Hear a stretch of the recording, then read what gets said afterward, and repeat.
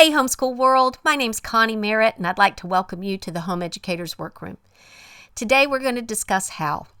And how is a long topic when it comes to homeschool. So today this video is going to be one section that I think is vital and the first place that you need to start with homeschooling. And it has nothing to do with curriculum. It has to do with making sure that you're following your state's guidelines for homeschooling. And you got to do that before you do anything else. So I recommend that you grab a cup of coffee, glass of tea, and a notepad, and let's get started. So the first thing that everyone needs to realize is that most states have a Department of Non-Public Instruction.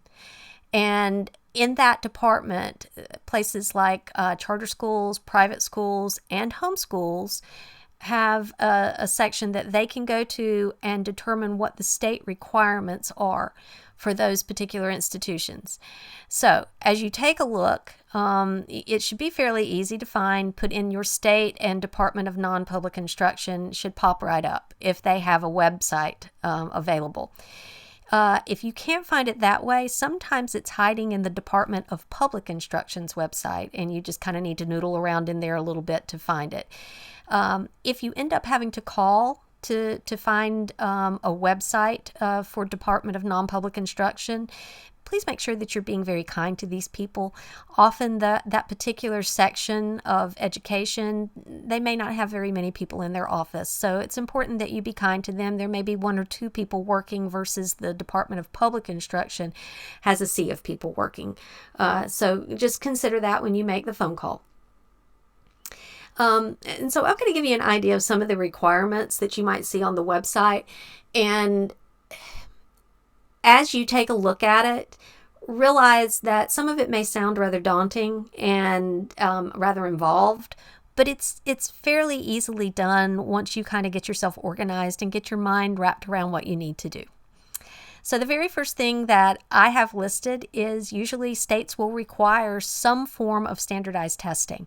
And if you have been in the public schools, you've probably had some form of standardized testing. That can be the California Achievement Test, otherwise known as Cat 5. Perhaps you had an end-of-year test or an end-of-grade test that you've participated in. And if that's the case, that was probably a standardized test. Probably anything that you had to bubble in is standardized. Not saying that's the rule, just might be.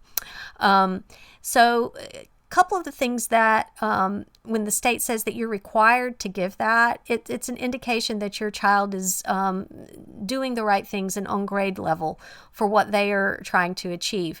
And California Achievement Test is called the Cat 5. And then you've got Iowa, which is another form of a standardized test that some homeschoolers use, IOWA, just like the state. And doing those are fairly straightforward. You just simply need to either be able to administer those tests, and most people can administer the Cat 5. You do need to have, I believe, a college degree to do the Iowa or possibly an associate's, but you would need to take a look at that and make sure that you are able to follow the criteria necessary to administer that testing for yourself. If you decide that you want somebody else to do it, they're usually people in the community that can help you out with that. Test administrators are as simple as kind of looking it up for your area and clicking. It's usually on the Department of Non-Public Instruction that they will show you who has test administration abilities. Then when you get to high school, they've added, at least in our area, the ability to use the ACT or the SAT with writing as your standardized test for the year. And as I say, for the year, understand this is a yearly thing. You don't have to give it every month. Usually it's once a year that you need to give that standardized test. And some folks choose to do it at the beginning of the year. Other folks decide to do it at the end of the year. Choice is yours at that point, but usually trying to give it at the same time every year. The next thing on the list is making sure that your child is participating in 180 days of educational pursuits. And so that 180 days is standard public or non-public. And anything over that is considered, bonus, gravy, if you will. But it is a standard idea that homeschools are needing to do 180 days. Some homeschools are year round. If you're year round, 365, 180 is not going to be a problem. So you should be able to find some things in there about how many days you are expected to homeschool. The next part is some states have a requirement for accreditation for a school. Now, a homeschool in and of itself cannot be accredited, but the curriculum that they choose to use can be accredited. And usually the state in that part will provide something of an accredited homeschool curriculum or resource. You can also find some of those kind of out organically on the internet that they state that they are accredited. So you need to check into that before you start purchasing things and make sure that you're following the accreditation requirement for your state. Others require that you turn in a detailed set of lesson plans, sometimes quarterly, sometimes by semester, or for the entire year. And when I say entire year, that means at the beginning of the year, you're supposed to have an overview of what the entire year is going to look like and what your lesson plans are for that. So an example of them is something that some states may require, or an exactly the book of what your year is going to look like. So that one we can talk about, and how to develop lesson plans, in another video. Curriculum list. Some states require that you turn in a list of the books or the resources that you're going to be using that year for your curriculum. That would also include the author and the publisher of those books. Publishing date. And as you go on, if you're doing this through high school, you might need that for college entrances. They may require, I had one that required a book list. And a description of what the course covered. So something to think about there, that may be a requirement for your state. Some states require a vaccination list or a vaccination exemption. So you may want to consider that as you go through and what you need to do. If that's not listed on your Department of Non-Public Instruction, then you don't need to worry about it. Another thing that could be listed is turning in your standard test scores. So standardized testing scores, you'll get sent a link that you can look up. You can, whenever you get in and start looking at what those results are, you can slide a copy of that into a PDF file to be able to send to your Department of Non-Public Instruction, or you could do a hard copy and send them a hard copy. It just depends on what their requirement is at that time. Some states require that you turn in your students' grades, just like a transcript, that you turn in your students' grades at the end of every school year. So keeping good records is something that you may need to make sure that you are set up for success on. The other part is something that started with our state is updating your homeschool. So once you register, you may put in that you've got 3 kids. You've got, one in early elementary school, another one that's just starting middle school, and then one that maybe is towards the end of middle school, getting ready to do high school. And every year you have to go in and put in an update as to what grade they're in, their advancement, and how many that you are still teaching. And so let's say that high school, the one going into high school area, decides they want to go back to public school. You'd have to take that off of your homeschool list and make sure that you move the other students, up their grade and show that. So being aware that maybe that's a requirement. Our state made sure that we were aware that they could actually check our school at any moment. And that could look like sending out a request for you to come and meet at the library and tell you what to bring, that they would want to see the list of how many days they were in educational pursuits, and equally a copy of the standardized test that they had. And it was no big deal. It was easy to do, and something that if they suggest that, then I would suggest taking part in it. It really didn't hurt, and it helped give them a good idea of what home education was doing in the state. But that's your decision. If they give you the option not to and you decide not to, it's not going to hurt anybody. If your state suggests something different, once again, in any of these, put it below in the comments section. Put your date, or your state name, Put your state name right there next to it, and, help other people as they're looking. They may have, glossed over something that's fairly important, and sometimes things change. So making sure that you take a look at these every year, fairly important.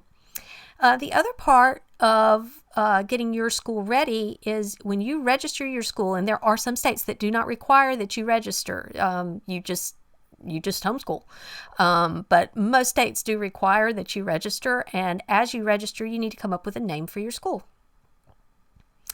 And whereas when they're in pre-K and elementary school, most states don't require that you register them pre-K, but when you get to elementary school, right around age 7 is when they require that you register them. And the name of the school, you may choose Mama's Little Ducky School of Fun and Frivolity. Well, you choose that name, and that name is going to be a forever name, because most states will not let you change the name of your homeschool once you have opened and established it. So you need to be very careful about that. If you choose something that sounds funny, and your child decides they want to homeschool all the way through high school, or you decide you want to homeschool all the way through high school, think about how that name is going to look on their transcript, how that name is going to look when they take their diploma maybe to a job, and to prove that they completed high school. Tons of things that you need to take that name very seriously. Our state said, you may not want to make your home address your street name, your homeschool. And, to be honest with you, I don't see a problem in that as long as the street name sounds proper. Their reasoning was that you may move. Well, it's okay. Schools don't have a name and an address that match. So you can choose whatever. So, Stratford Academy of Fine Arts, or the Inglewood School of Math and Science, or something that might go with your religious beliefs, so you can put something in there. Academy, some people use that in their name. Some people use college prep in their name. So there's tons of them. And so if you've got the ability to look, sometimes there might be a listing or suggestions of what you can call your school in terms of wording, and that you choose a particular name. I would say, though, that I would not recommend using your last name as a part of that. And that, for me, just kind of makes it a little foggy for the people in college admissions, that they start wondering what's going on there. Why would you why would you have your school be the same name as your last name? That it needs to be something a little different than the actual name of the student. So something to think about there. The other part is checking the support area within the Department of Non-Public Instruction. Our state has wonderful resources. They've got resources for testing, some ideas about where you can get curriculum when it comes down to getting the documentation and stuff that you need for a student who's taking driver's ed. They've got that there. But, the other parts of making sure that you can find support areas. A lot of areas in our state have a home educators group or club that allows you to kind of start networking, if you will, with people who are home educators, and find those people that you can connect with to maybe help with field trips, or maybe they've worked with a specific curriculum that you're interested in and you want to talk to somebody. They often will have some sort of media, social media resources that you can go to and see how things are going there. The other area that I would suggest that you take a look at is something called HSLDA. That's the Homeschool Legal Defense Association.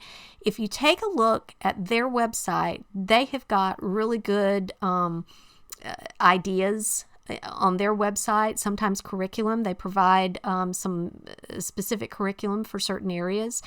And they're just an excellent resource to have in your back pocket of understanding what you're getting ready to do and what legally you're required to do and what you're not required to do legally.